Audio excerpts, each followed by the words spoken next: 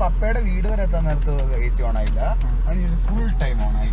പോയി വരുന്നവരെ മറ്റേതും ഞാൻ ഫുള്ള് ഇരുണ്ടിരിക്കുകയാണല്ലോ, കറുത്തിരിക്കുകയാണല്ലോ. അതിന്റെ വേണമെങ്കിൽ ഇത് ഓഫ് ആക്കിയാൽ ഫ്രണ്ടിലത്തെ ക്യാമറ വേണമെങ്കിൽ അത് ഓഫ് ആക്കാം. നിങ്ങൾ എന്താണേലും നല്ല വണ്ടി എടുക്കാൻ പോവുക. കിട്ടുമോ? നിന്നാ മതിയായിരുന്നു ബ്രേക്ക് പിടിക്കുമ്പോഴും കറക്കുമ്പോഴൊക്കെ. നമ്മുടെ ഹിമാലയന് ഒരു കൂട്ട്, രണ്ടാമത്തെ വണ്ടി.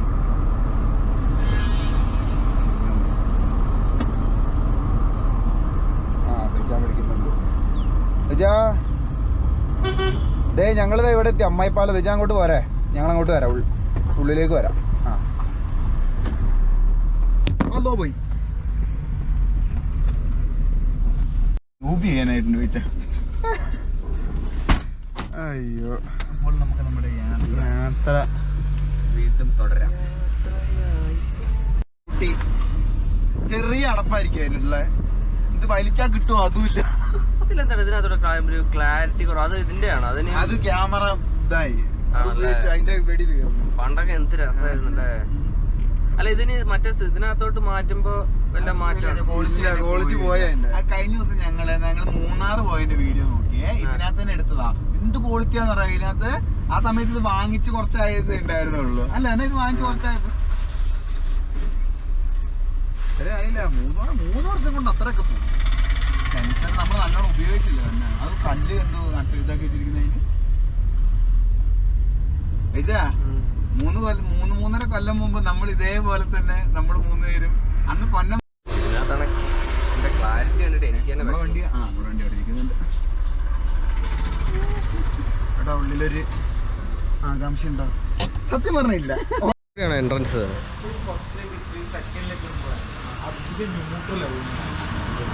സെക്കൻഡിലേക്ക് പ്രോപ്പറായിട്ട് വീഡിയോ എടുക്കുന്നത്.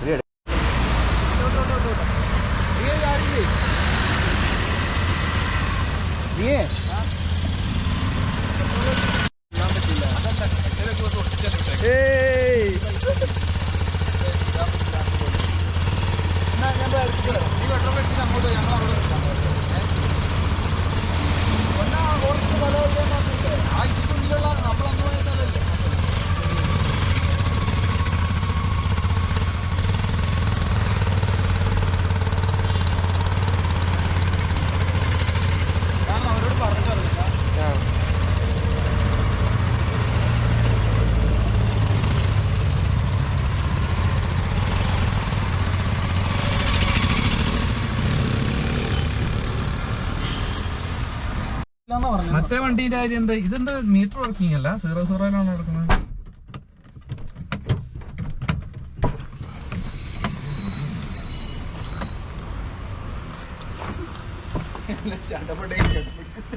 എല്ലാം ഇതേപോലെ നമ്മളൊരു വണ്ടി ഡെലിവറി എടുത്തായിരുന്നു.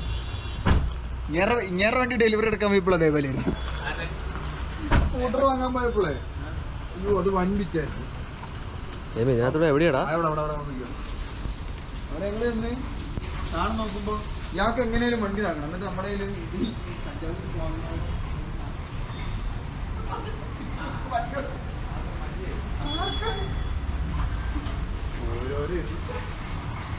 ആണോ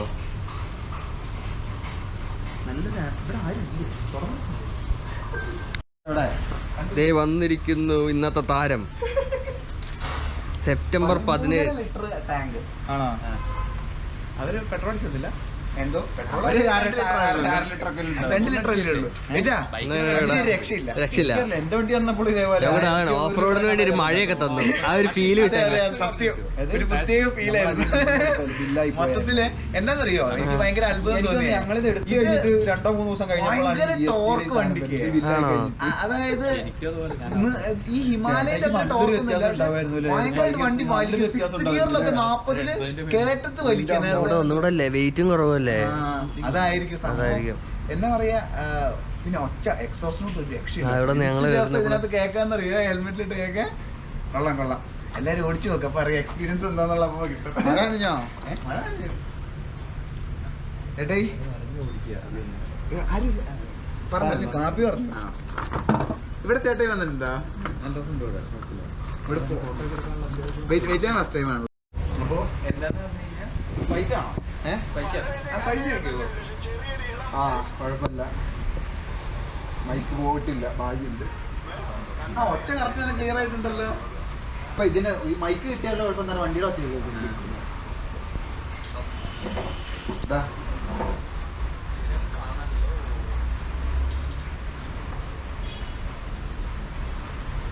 ഇങ്ങോട്ട് വന്നോ?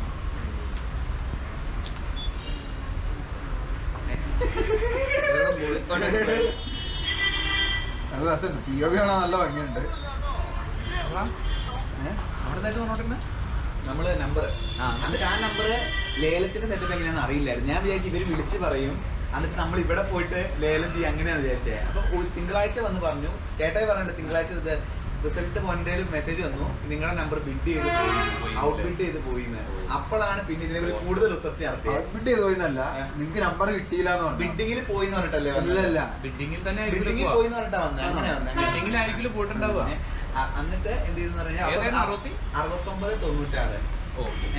അപ്പൊ ഞാൻ ബേച്ചാദിനോട് കാര്യം പറഞ്ഞു. അപ്പൊ ബേച്ചാദൻ പറഞ്ഞു ഇങ്ങനെ കുറെ നമ്പറുകൾ കൂടി ഉണ്ടായിരുന്നു, അത് ബുക്ക് ചെയ്തുകൂടായിരുന്നു. അതായത് ഏതൊക്കെയാന്ന് പറഞ്ഞു കഴിഞ്ഞാൽ മറ്റേ 72 71, പിന്നെ 76 79.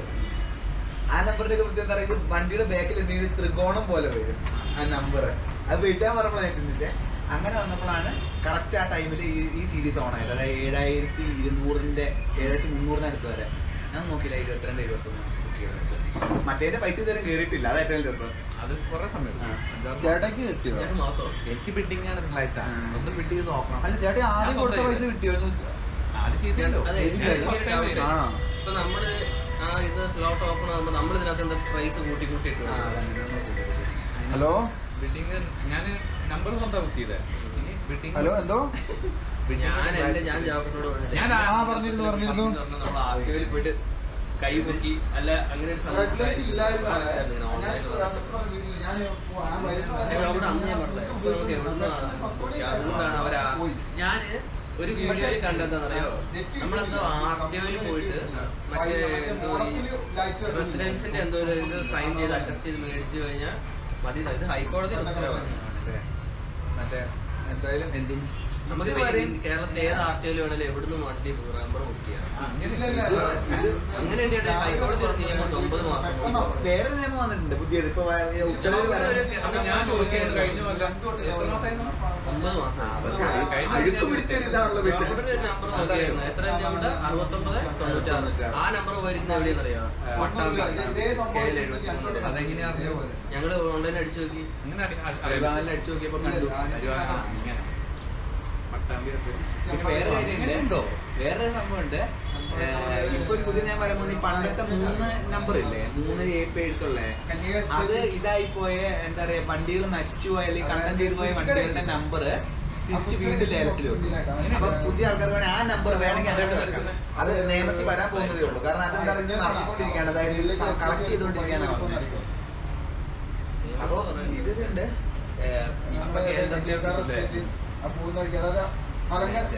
മലങ്കര ഗേറ്റിന് അവിടെയല്ല, ചേട്ടാ ഒരു വണ്ടി 12 എടുക്കുക 3 4 5 12 3 4 5. പിന്നെ മറ്റേ അയ്യോ എന്തായിരുന്നു നമ്മുടെ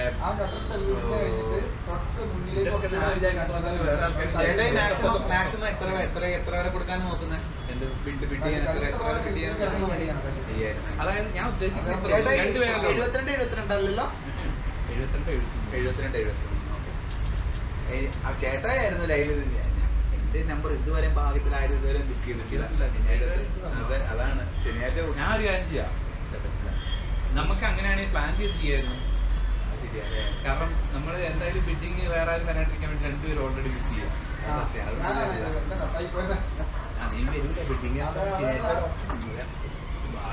നമുക്ക് വിരിച്ച നമ്പർ. പിന്നെ നമുക്ക് പഠിക്കാൻ പറ്റും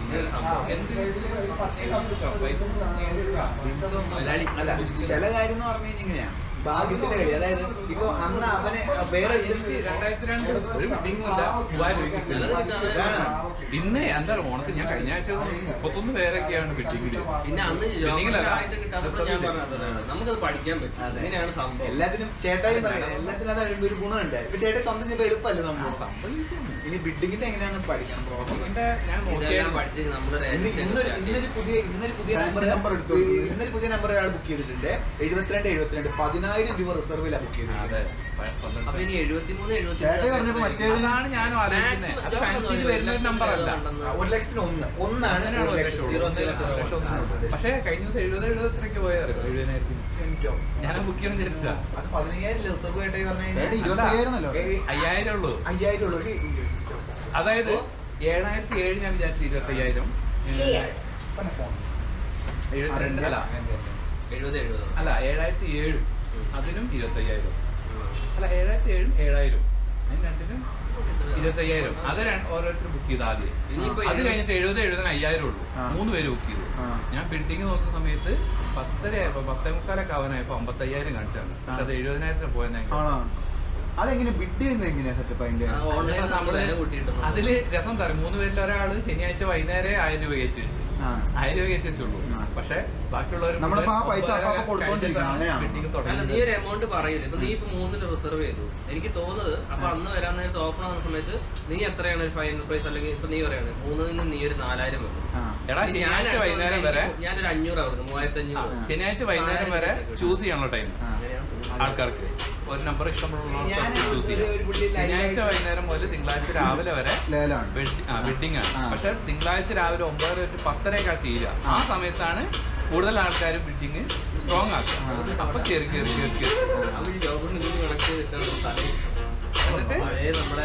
ലാസ്റ്റ് ആരാണോ അതായത് ഇപ്പൊ നമ്മളിപ്പോ ഒരു ജസ്റ്റ് അത് നമ്പർ കൂട്ടി സേവ് ആയിട്ട് കൊടുക്കണോ അതോ നമ്മൾ കൂട്ടുന്ന പൈസ എമൗണ്ട് കൂട്ടും അപ്പൊ ഇട്ടിട്ട് കൊടുക്കണോന്ന് ഞാൻ ചോദിക്കുന്നത്. വേണ്ട, അത് ലാസ്റ്റ് പേയ്മെന്റ് ചെയ്താൽ മതി. അവസാനം കിട്ടിക്കഴിഞ്ഞാൽ മാത്രം നമ്മള് പേയ്മെന്റ് ചെയ്താൽ മതി. അല്ലാണ്ട് ഒന്നും നോക്കരുത്, ഇറങ്ങിക്കോണോ. എന്റെ പേരിലാണ് വണ്ടി. എന്റെ പേരിലുണ്ട്. ഇതിന്റെ അളവ് എന്ന് വരുന്ന അന്ന് പിറ്റേ ഇങ്ങനെയൊക്കെ പറയാൻ തുടങ്ങിയാല് അപ്പൊ ഇനി നോക്കുന്ന 73 അല്ലെ 74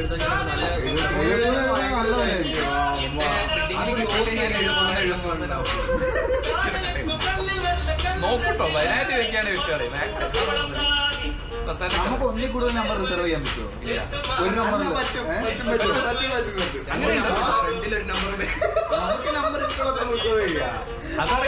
നമുക്ക് പൈസ അവർക്ക് പൈസ കിട്ടുമല്ലേ? അവർക്ക് അതല്ല എന്നിട്ട് 2 നമുക്ക് ഇട്ട് നമ്മൾ എന്ത് 2 അതങ്ങനെയല്ല. അപ്പൊ ക്യാൻസൽ ചെയ്യാനുള്ള ഓപ്ഷൻ ഉണ്ട്. അങ്ങനെയുണ്ട്. അതാണ് എന്നോട് ഇപ്പൊ ആ പുള്ളിക്കാരി പറഞ്ഞത്. അതായത് ആ ആന്റി പറഞ്ഞതാ, നിങ്ങൾക്ക് ഞാൻ ചോദിച്ചു നമുക്ക് വിചാരിച്ച നമ്പർ ഇതായില്ല, അപ്പൊ അടുത്ത ഓപ്ഷൻ എന്താന്ന് ചോദിച്ചു. പറഞ്ഞു നിങ്ങൾക്ക് നമ്പർ കിട്ടിയ നമ്പർ വേണ്ടെന്നാണ് അവിടെ പോയി എഴുതി കൊടുത്താൽ മതി. അങ്ങനെയാണ് ഒരു കാര്യം ചെയ്യാം. മറ്റേ നിങ്ങളുടെ നമ്പർ കൂടെ ഞാൻ ബുക്ക് ചെയ്യാം. അല്ല വേറെ ആൾ വന്നാലേ ശനിയാഴ്ച വരെ നോക്കാം. അതല്ല, 2 പേരുണ്ടെങ്കിൽ 3ാമതൊരാൾ വരാൻ മടിക്കും.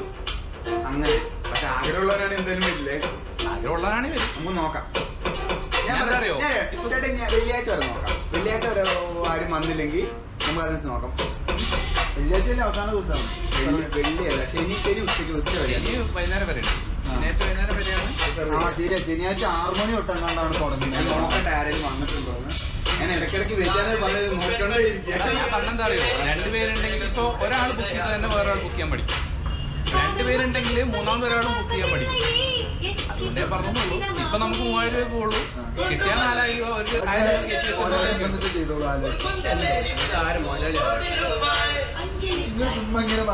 ഞാൻ എന്താ അറിയോ, ഞാൻ എന്റെ നമ്പർ ആരും ബുക്ക് ചെയ്യില്ല വിചാരിച്ചു. ഫസ്റ്റ് ഞാൻ ബുക്ക് ചെയ്തത് തിങ്കളാഴ്ച രാവിലെ തന്നെ ഇരുന്ന് ഞാൻ ബുക്ക് ചെയ്തത് 11 മണിക്ക്. ഞാൻ വിചാരിച്ചു അതിന്റെ ആരും ബുക്ക് ചെയ്ത ചേട്ടായിക്ക് കൺഫേം ആക്കാം അല്ലേ? ലേലത്തിൽ വരുമ്പോ നമ്മൾ ചെയ്യാൻ അതാണ് ചേട്ടൻ ഉദ്ദേശിക്കുന്നത്. ചേട്ടായിക്ക് കൺഫേം ചെയ്യാന്ന് വെച്ചാൽ നമ്മള് 2 പേര് ബിൽഡിങ് ചെയ്യാണ്ടിരുന്നാല് 1,000 രൂപ കയറ്റി വെക്കുമ്പോ അവന് കിട്ടും. അതല്ല, ഞാൻ വേറെ കാര്യം ചോദിക്കട്ടെ. ഈ സാധനം നമ്മൾ ബിറ്റ് ചെയ്യണമെങ്കിൽ നമുക്ക് ടെമ്പററി സാധനം കിട്ടിയാലേ നമുക്ക് വേറെ കൂടെ ചെയ്യാൻ പറ്റില്ല. അല്ലെങ്കിൽ ചെയ്യാൻ പറ്റില്ല. എന്ത് അല്ല ചേട്ടൻ ഓൾറെഡി ചെയ്യാലോ. അല്ല ഇപ്പൊ ചേട്ടായി പറഞ്ഞില്ലേ നമ്മുടെ വണ്ടിക്ക് വേണേ ചേട്ടായി ചെയ്യാന്ന് പറഞ്ഞില്ല. അപ്പൊ അതാ ഞാൻ ചോദിക്കും, ചേട്ടായിക്ക് വേറെ നമ്പർ ഈ ടെമ്പററി ചേട്ടയുടെ പേരിൽ എന്തെങ്കിലും ഉണ്ടെങ്കിൽ ചെയ്യാൻ പറ്റുള്ളൂ. എനിക്കുണ്ടല്ലോ. ഞാൻ ആ കാര്യം വിട്ടുപോയി. ഇതിനാണ് അതിന് ഒരു ആപ്ലിക്കേഷൻ നമ്പർ കിട്ടും. ആ നമ്പറിലാണ് നമ്മൾ രജിസ്റ്റർ ചെയ്യുന്ന വണ്ടി. എത്ര കിലോമീറ്റർ വണ്ടി സർവീസ് കഴിഞ്ഞാൽ സർവീസ് 500 കിലോമീറ്റർ. എത്ര 1000-ലാണ് സർവീസ്? അല്ലെങ്കിൽ 1 month. വേറെ 1 month ആവും. ഇതൊക്കെ നെക്സ്റ്റ് ടൈം വരുന്നത്.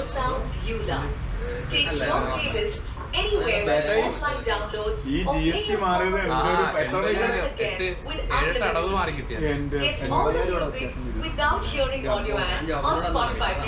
അതെ, നമ്മൾ ബുക്ക് ചെയ്ത് നമ്മുടെ ഞങ്ങളുടെ ആണെങ്കിൽ ടാക്സിന്റെ എല്ലാം റെസിപ്റ്റ് വന്നപ്പോഴാണ് ഈ നിയമം വന്നത്. ഇപ്പൊ എന്നെ ചെയ്യാൻ പറ്റും? ഇതാണ് ഇവിടെ പറയാൻ കഴിഞ്ഞപ്പോഴാണ് ഈ സാധനം വന്നത്. ഞാനിത് അറിഞ്ഞായിരുന്നു സമയത്ത്. എല്ലാം എന്റെ പരിപാടി കഴിഞ്ഞിട്ടാണ്. അപ്പം പക്ഷെ ഇത് ഇത്ര പെട്ടെന്ന് പ്രാവർത്തികമാണെന്ന് വിചാരിച്ചില്ല. കാരണം പിന്നെ 4-5 മാസം നോക്കിയിട്ടുണ്ടല്ലോ. നിയമത്തിലാവുന്ന വിചാരിച്ചില്ലേ? അല്ലെങ്കിൽ ഹോൾഡ് ചെയ്യായിരുന്നു, പർച്ചേസിങ് ചെയ്യണ്ടായിരുന്നു.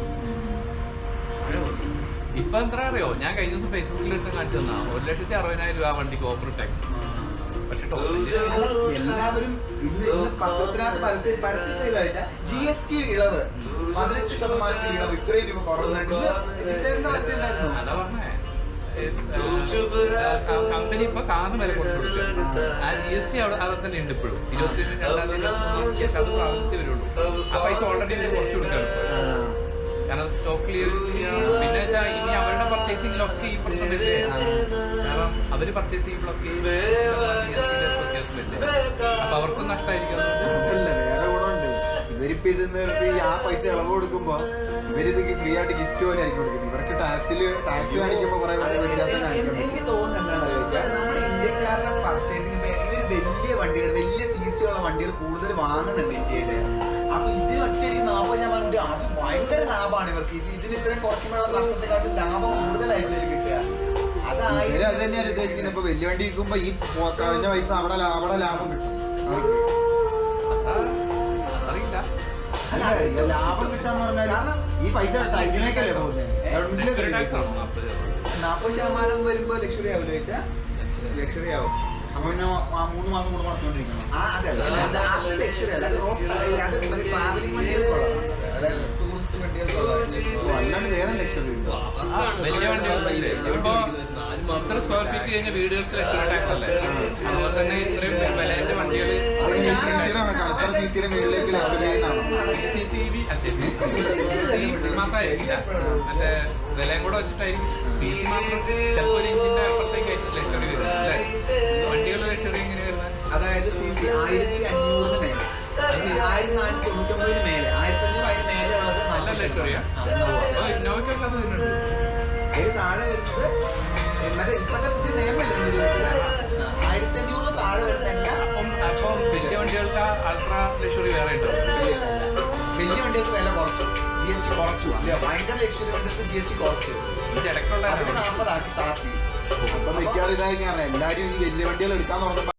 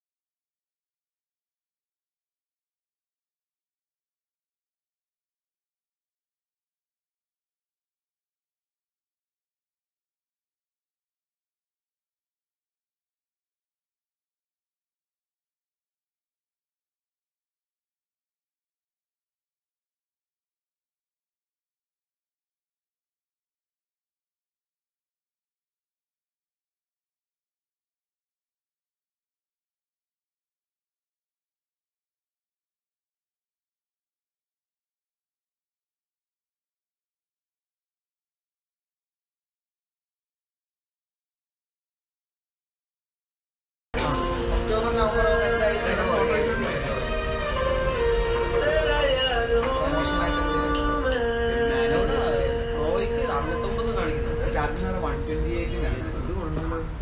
അതും എനിക്ക് തോന്നുന്നില്ല എല്ലാം കിട്ടുമെന്ന്. കാരണം ഫ്ലിപ്കാർട്ടിന്റെ മറ്റേ ഇതുള്ളവർക്കാണ്, പ്രൈം മെമ്പർഷിപ്പ് ഉള്ളവർക്കാണ് അതിന്റെ ഇയർലി ആക്സസ്. അതായത് 20-ാം തീയതി ആണ് അത് ഓപ്പൺ ആവുന്നത്. ഇന്ന് 16-ന് വില പറയും. ഇന്ന് 16-ന് വില പറയും.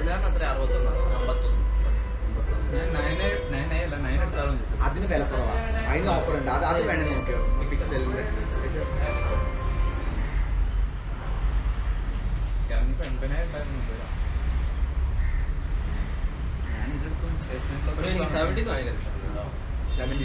നല്ല, ഞാൻ അതാ ചിന്തിക്കുന്നത്. 17 എടുക്കണോ 16 Pro? പക്ഷെ വീഡിയോയ്ക്ക് എല്ലാവരും 16 Pro നല്ലതാണ്. വീഡിയോ മാത്രമാണ് ഉദ്ദേശിക്കുന്നതെങ്കിൽ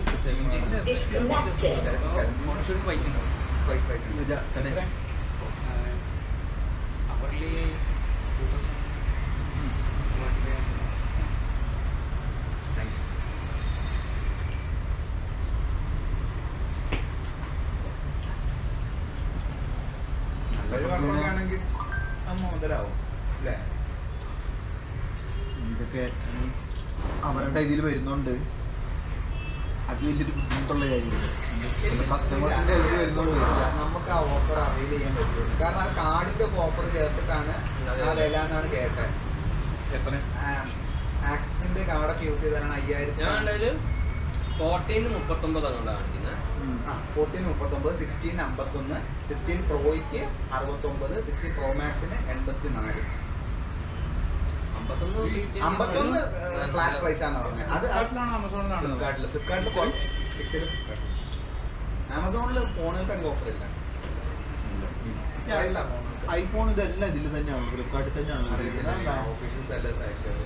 ഞാൻ ചിന്തിക്കുന്നത് പോയി എടുക്കാന്നാണ് വിചാരിക്കുന്നത്. എനിക്ക് എൻ്റെ ഒരു കാഴ്ചപ്പാടിലൊരു 16 പ്രോയ്ക്ക് 80,000 കുറഞ്ഞാൽ തന്നെ നല്ല പൈസയാണ്. അതായത് 256 GB 1,26,000 രൂപയുടെ ഫോണിന്. അപ്പൊ ഞാൻ ചിന്തിക്കുന്നത് ഇതാണ്, അമ്മ ഇത് ഈ ഫോണിന് 30,000 രൂപ തരുവാണെങ്കിൽ അത് കൊടുത്തു കഴിഞ്ഞാൽ 50,000 രൂപ. അപ്പൊ ഈ ഫോണിന്റെ തന്നെ അടവേ ആകത്തുള്ളൂ.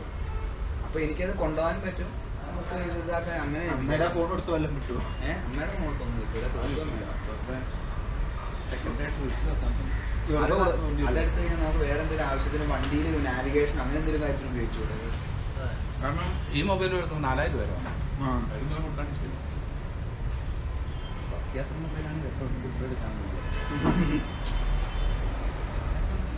ചക്കയോടെയാണോ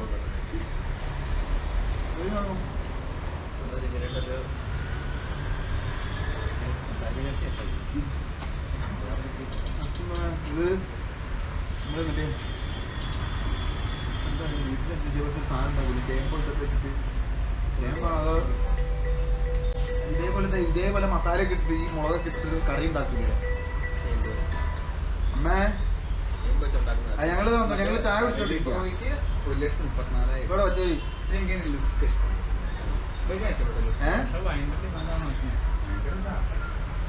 ഞങ്ങള് ഇപ്പൊ തന്നെ 10 മിനിറ്റിൽ ഇറങ്ങും.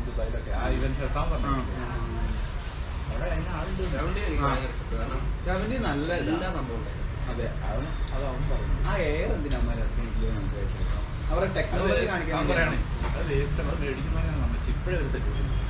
അല്ല അതെന്തറിയോ, എനിക്ക് തോന്നുന്നു അവരുടെ ടെക്നോളജി കാണിക്കാൻ വേണ്ടി. കാരണം ഇത്ര ഒരു പീസിനകത്താണ് അതിന്റെ മൊത്തം മദർ ബോർഡ്. അതിന് വരാണ് എയർ. അതെടുക്കാനും ആളുണ്ടാവും. പിന്നെ പൈസ കൊടുത്ത് സാധനം വാങ്ങിയിട്ട് അതിന്റെ കൂടെ തന്നെ ഒരു ഇത് വരും, മറ്റേ എന്തോ ബാറ്ററി പിന്നെ പവർ ബാങ്ക് എന്തോ ഉണ്ട്. അതും കൂടെ ഒട്ടിച്ച് വെക്കാൻ നമുക്ക് വരുന്നു. അതല്ല, ഇത് എടുക്കുന്നതല്ലേ ഒരിക്കലും യൂസേഴ്സ് അല്ല, മറ്റുള്ളവരെ കാണിക്കുക, കയ്യിലൊരു ആപ്പിൾ ഉണ്ടെന്ന് അറിയിക്കുക. ഈ ഓഫർ ഭയങ്കര ഇഷ്ടപ്പെട്ടു. അതായത് 16 പ്രോയ്ക്ക് അവർ കൊടുക്കുന്നത് ആ ഓഫറിന് ആർക്കെങ്കിലും കിട്ടുവാണെങ്കിൽ അത് മുതലാണ്.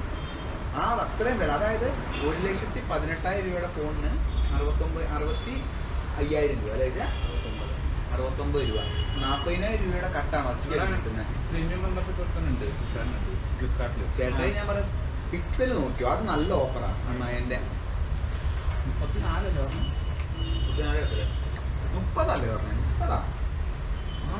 30 കാർഡിന്റെ ഓഫറൊക്കെ ഇടുമ്പോഴത്തേക്കും ഫെഡറലും ഇതുവാന്ന് തോന്നുന്നു, ആക്സസ് ആണെന്ന് തോന്നുന്നു. ഫെഡറലും ആക്സസ് ആണെന്ന് തോന്നുന്നു കാർഡ് ഓഫർ കൊടുക്കുന്നത്. സാധാരണ HDFC എല്ലാവർക്കും കിട്ടുന്നത്. HDFC കിട്ടുന്നത് എല്ലാം കഴിഞ്ഞ പ്രാവശ്യം ആമസോണിൽ മുഴുവൻ പ്രാവശ്യം SBI ആപ്പ് നമുക്ക് വർക്ക് ചെയ്യുന്നില്ല.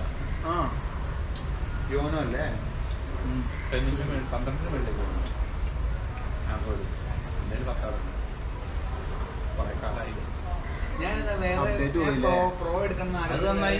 ഇല്ല ചിലപ്പോൾ വര വന്നേനെ ടെലിഫോട്ടോ അത് നശിപ്പിക്കുമ്പോൾ ഈ ടെലിഫോട്ടോ ഉണ്ടെങ്കിൽ ഗുണം ബാറ്ററി സാധനം വരും. ഇപ്പൊ നമുക്ക് ഈ ബാറ്ററിയുടെ എന്തെങ്കിലും അപ്ഡേറ്റ് ചെയ്യാൻ പറ്റില്ല. വരും. ക്വാളിറ്റി പോവാണ്ട് എപ്പോഴും ചാർജ് ചെയ്തെടുക്കാൻ അത് ഭയങ്കര ബുദ്ധിമുട്ട്. കാരണം അതെനിക്ക് അന്ന് മനസ്സിലായി എന്താന്ന് പറഞ്ഞാൽ നമ്മളന്ന് മറ്റേ ബാരൽ കൊണ്ട് മറ്റേ ഇത് ഗ്രില്ല് ഉണ്ടാക്കിയില്ലേ, അന്ന് ജെർലചാർജിന്റെ ഫോണിൽ ഞാൻ വീഡിയോ എടുത്തില്ലേ, ജെർലചാർജിന്റെ 14 Pro ആയിരുന്നു അത്. അതിൽ ടെലിഫോട്ടോ ഉണ്ട്. അപ്പൊ അതിൽ ഇതേപോലെ സുഖമായിട്ട് നമുക്ക് ഇപ്പൊ മുറുക്കിയാണ് സാധനം, തീയൊക്കെ വരുന്നോണ്ട് നമുക്ക് അടുത്ത് പോയി എടുക്കാൻ പറ്റില്ല. അപ്പൊ കുറച്ച് അകലെ നിന്നിട്ട് ആ ടെലിഫോട്ടോ ഓൺ ആക്കി കഴിഞ്ഞാൽ നല്ല ക്ലോസപ്പായിട്ട് എടുക്കാൻ പറ്റും. അങ്ങനെ കുറെ ഇതുണ്ട്. അളിയന്റെ ഫോൺ 16 Pro അല്ലേ എന്നല്ലേ ചേട്ടാ എന്ന് പറഞ്ഞ ഈ S24 എങ്ങാണ്ട് നല്ലൊരു ഓഫർ, S25 എങ്ങാണ്ട് 30,000 രൂപ എങ്ങാണ്ട് അവർ കൊടുക്കുന്ന S25. അത് നല്ല ഓഫറാണ് കേട്ടോ. എല്ലാവരും ആപ്പിൾ ആയിരിക്കില്ലേ എടുക്കുക. അതിനോട് ഇഷ്ടമുള്ളവരായിട്ട് എടുക്കുള്ളൂ. പണ്ട് ആപ്പിളിനെ ഇഷ്ടമുള്ള ആൾക്കാർ ആപ്പിൾ മാത്രം എടുത്തോണ്ടല്ലോ. ഇപ്പൊ എന്ന് പറഞ്ഞത് ഒരു സ്റ്റാൻഡേർഡ് ആപ്പിൾ എടുക്കുന്ന ഒരു 90 അല്ല, ഒരു ഗൂഗിൾ എടുക്കുന്നവർ പണ്ട് ആപ്പിൾ എടുത്ത പോലെയാണ്.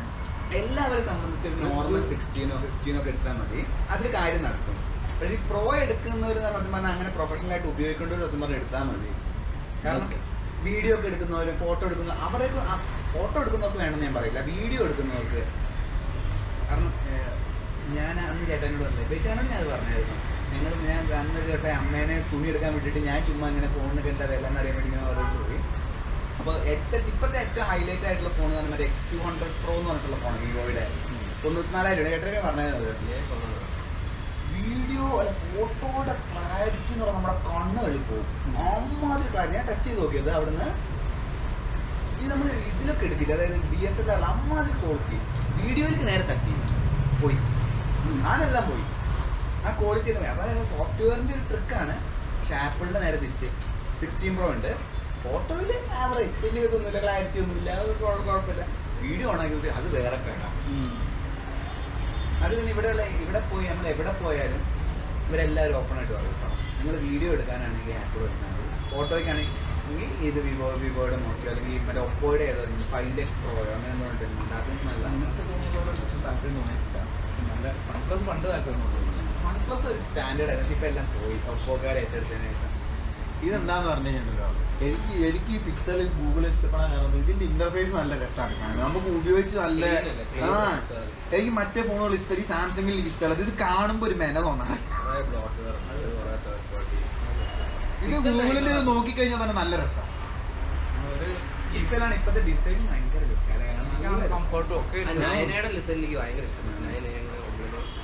അങ്ങനെ നല്ല ഓഫർ. ഞാൻ ഇനി വാങ്ങുകയാണെങ്കിൽ ഞാൻ പിക്സലിന്റെ എന്തായാലും ഒരു നല്ല സാധനം ഇനി എടുക്കുകയാണെങ്കിൽ എടുക്കുള്ളൂ. അതാകുമ്പോ 9 എടുക്കാൻ പറ്റും. ഇത്ര നാട് 8 ആയിരുന്നു. 8 ഒന്നും എടുക്കണ്ടേ, അത് കൊള്ളൂല. ബാറ്ററി ബാക്കപ്പ് ഒന്നും. പിന്നെ ആപ്പിളിനോട് എനിക്ക് ഇഷ്ടമുണ്ടാകുന്നത് അവര് മാത്രമേ സത്യം പറഞ്ഞ ഈ ചെറിയ കോമ്പാക്ട് ഫോൺ അറിഞ്ഞു. പിന്നെ അത് കണ്ടിട്ടാണ് സാംസങ് എനിക്ക് വലിയ ഫോൺ ഇഷ്ടമാണ്. പിന്നെ പിക്സൽ ഇപ്പൊ എല്ലാ ആർജി ഫോണുകളും ഇപ്പൊ ആൾക്കാർക്ക് കുറെ കോമ്പാക്ട് ആയി. ഇപ്പൊ മറ്റേ OnePlusന്റെ അവര് ഇറക്കി കോമ്പാക്ട് 6.3 അങ്ങനെ എന്തോ ഒരു സാധനം അവർക്കുണ്ടല്ലോ, ചെറിയൊരു ഫോണ്. അത് അവർക്ക് ചെറിയ ഫോണല്ല, അവർക്കുള്ളതെന്ന് പറഞ്ഞാൽ മൊഡ്യൂളായിട്ടുള്ള ഫോൺ, അതിൽ ഡിസൈൻ ആയിരുന്നു. കുഞ്ഞു ഫോൺ അവർക്കുണ്ടല്ലോ. OnePlusനുണ്ട് തോന്നുന്നു, അല്ല OnePlus അല്ല, നത്തിങ്ങിനുണ്ട് തോന്നുന്നു ഒരു കുഞ്ഞു ഫോണ്. ഇല്ല, നത്തിങ്ങിന് നത്തിങ്ങിന്റെ ഒരു ഫോൺ ഇവർ ഇറക്കി 3R എന്ന് പറഞ്ഞിട്ടൊരു ഫോണ് 80,000 രൂപയ്ക്ക് ഇറക്കി. അവർ ആപ്പിളിന്റെ കളി കളിച്ചത്, അത് ഫെയിൽ ആയിപ്പോയി. ബിഗ് ബില്യന്റെ കൈ എത്രയ്ക്ക് വിൽക്കുന്ന അറിയുമോ? 35,000 രൂപയ്ക്ക്. അവരുടെ ഏറ്റവും ഫ്ലാഗ്ഷിപ്പ് ഫോണാണ്, പക്ഷെ അത് ഫെയിൽ ആയിപ്പോയി. അവര് ആപ്പിളിന്റെ ട്രിക്ക് നോക്കിയതാ. കാരണം അവർ ഈ വിലക്കുറവിന് ഫോൺ ഇറക്കാൻ ഏത് ബ്രാൻഡ് എടുത്തു ആപ്പിളിന്റെ പ്രസന്റേഷൻ അവരുടെ അവരുടെ സംഭവം എനിക്ക് മനസ്സിലായി. അവര് ഈ ലോകത്ത് വേറെ ആരും ഇല്ലാത്ത പോലെയാണ് എല്ലാം ചെയ്യുന്നത്. അവര് മാത്രമുള്ള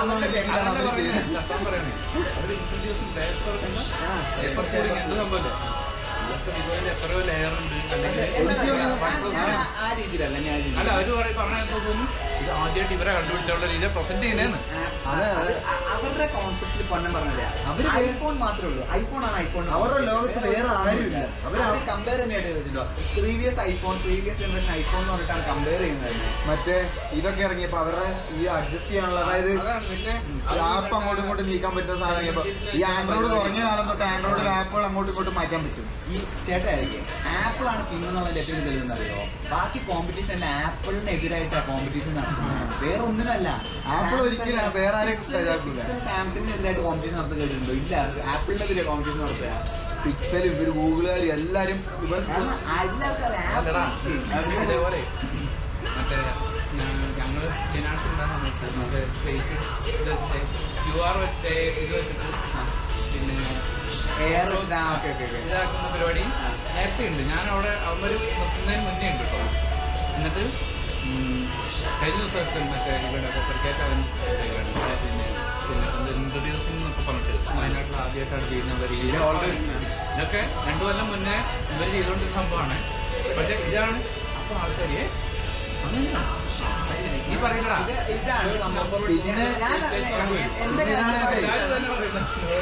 അത് ആപ്പിളും കൂടെയാണ് പറയുമ്പോ ഉണ്ടല്ലോ അവര് ആ രീതിയിലാണ് ഇത് പറയുന്നത്. ആദ്യം പറയും. പിന്നെ വേറെ കാര്യം അതായത് എന്തെന്ന് പറഞ്ഞാലും ആപ്പിളിന്റെ പ്രൊഡക്റ്റ് ആപ്പിളിന് വരും. അത് അവര് നിലവാരം വെച്ചിട്ട് തന്നെ അത് ഇറക്കത്തുള്ളൂ. കാരണം അതായത് അവര് ഇതിനകത്ത് ഈ ഫോണില് 60 ഹെർട്സ് അതായത് സ്ക്രീനിന്റെ റിഫ്രഷ് അതായത് പ്രൊഡക്റ്റിന്റെ വേരിയൻസ് ആണല്ലോ ഈ ബാക്കിയുള്ള ഫോണുകളെല്ലാം. ഈ 120 240 വരെ ഹെർട്സിന്റെ സ്ക്രീനുള്ള ഫോണുകൾ ഇറങ്ങുന്നുണ്ട് ഇത് ഇറങ്ങുന്ന സമയത്ത്. പക്ഷെ ഇതിനകത്ത് നമ്മൾ അങ്ങോട്ടും ഇങ്ങോട്ടും ആക്കുമ്പോൾ അല്ലെങ്കിൽ ഇതൊക്കെ ഒരു സാധനം ഓൺ ആക്കിയിട്ട് ഇതാക്കുമ്പോൾ അതിന്റെ ഒരു സ്മൂത്ത്നെസ് എന്ന് പറഞ്ഞാൽ ഒരു 60 ഹെർട്സിന്റെ ഫോണിൽ കിട്ടില്ല. അത് അവർ അങ്ങനത്തെ രീതിയിലാണ് അതിന്റെ ഒരു ക്വാളിറ്റി മെയിൻറ്റെയിൻ ചെയ്തിട്ടാണ്. എനിക്ക് സാധനം ഉപയോഗിക്കാൻ ഇഷ്ടമല്ല. എനിക്കിത് ഭയങ്കര എനിക്ക് കാണുമ്പോൾ എനിക്ക് ആ ഗൂഗിളിന്റെ ഇന്റർഫേസ് പുതിയ അപ്ഡേറ്റിലൊക്കെ അവര് നോർമലി ജനങ്ങൾക്ക് എന്താണ് ആ 70 സത്യം പറയുന്നത് കേട്ടോ. ആൾക്കാർക്ക് ഏറ്റവും ഇതായിട്ടുള്ള എല്ലാ സാധനം കൊടുത്തിട്ടുള്ള ഫോണാണ് അത് നല്ല ഫോണാണ്. കുറെ കാലത്ത് ബേസ് മോഡൽ അമ്മാരും വീട്ടിൽ കൊടുത്തൊരു ഫോണാണ്. പിന്നെ ഈ പറഞ്ഞ ചില സാധനങ്ങൾ ഇതിന്റെ ഇപ്പോൾ ഈ വാച്ചിന്റെ ഇവിടെ റെഡും ജിൻഷോക്കും ഒക്കെ വെള്ളയിൽ എഴുതിയിട്ടുള്ള വാച്ചുണ്ട്. സെയിം തന്നെ നമ്മുടെ നാട്ടിലെ റെഡൊക്കെ ഉള്ളത് ബ്ലാക്കും റെഡൊക്കെ ഉള്ളത്. ചില ആൾക്കാർക്ക് അത് ആവശ്യമുണ്ട്. അതായത് അവർക്ക് അത് സാധനം കാണണം, ഇത് ഒരാൾ കണ്ട പെട്ടെന്ന് ജിൻഷോക്ക് മനസ്സിലാവണം. ഞാൻ നോക്കിയപ്പോൾ ഇന്നലെ ക്ലീൻ ഡിസൈനൊക്കെ ആയിട്ട് ജിൻഷോക്ക് തന്നെയാണ് ആൾക്കാർ പറഞ്ഞ് മനസ്സിലാക്കണം. എനിക്ക് മനസ്സിലായ കാര്യം എന്ന് പറഞ്ഞു കഴിഞ്ഞാൽ ആൾക്കാർ ഫോൺ ഉപയോഗിക്കുന്ന മെയിനായിട്ട് എന്ന് പറയുന്നത് ഇപ്പോഴത്തെ കാലത്ത് ഒരു 60% ഫോട്ടോ വീഡിയോ എടുക്കാൻ, ഒരു 10-15% കോൾ ചെയ്യൽ ഇപ്പൊ ഭയങ്കര കുറവായി തുടങ്ങി. ഗെയിമിങ് അപ്പൊ മെയിൻ ഗെയിമിംഗ് ആണ്. ആൻഡ്രോയിഡ് ഫോൺ വിറ്റ് പോകുന്നില്ലേ? ആൻഡ്രോയിഡ് ഫോണുകൾ വിറ്റ് പോകുന്നതിന് പ്രധാന കാര്യം ഗെയിമിംഗ് ആണ്.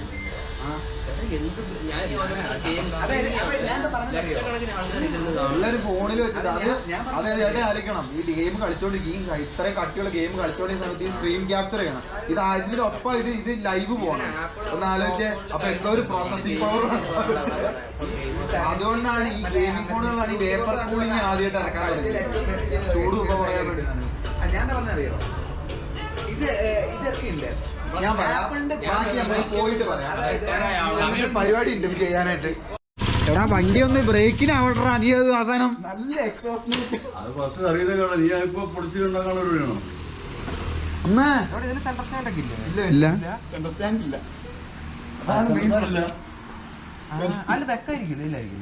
അത് ലാഭിച്ചതാണ്, സ്ഥലം വെയിറ്റ് ലാഭിച്ചതാണ് അതിനകത്ത്. നീ എവിടെ പോയി കിടക്കായിരുന്നു? ഞാൻ അവനെ കാണിക്കാം, നമ്മുടെ ചെറുക്കനല്ലേ, അവനെ മാത്രല്ല എനിക്ക് വേറെ കാണിക്കാനുള്ളൂ. കാര്യമില്ല, വിളിച്ച് ഓടി വരണം വിളിക്കുമ്പോ.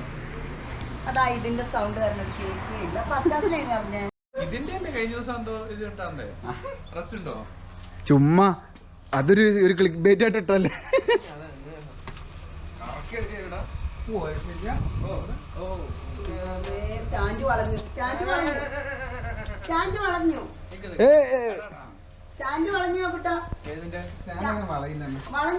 ഇല്ല അമ്മ, അത് അങ്ങനെയാ അമ്മേ.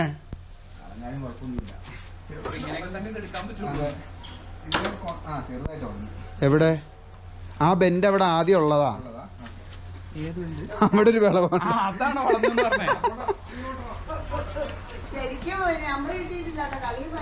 അതെന്താ ടെമ്പററി ഉണ്ടല്ലോ.